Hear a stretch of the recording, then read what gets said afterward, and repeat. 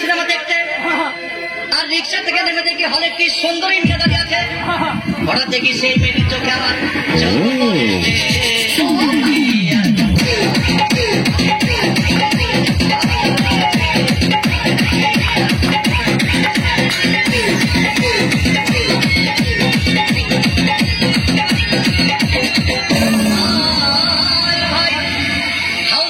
Ticket নাই, ব্ল্যাকের 10 টাকার টিকিট 20 টাকা কিনে নিয়ে কোন রকম ভিতরে বসলাম। হঠাৎ দেখি পাশে চেয়ারে সেই মেয়েটি আমার পাশে বসে।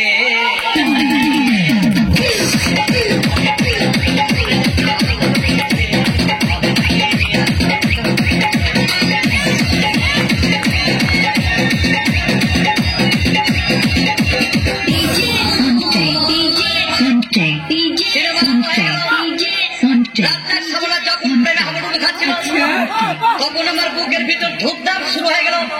আমি যদি প্ল্যান করতে পারতাম, তখন দেখি পাশের সিটে বসা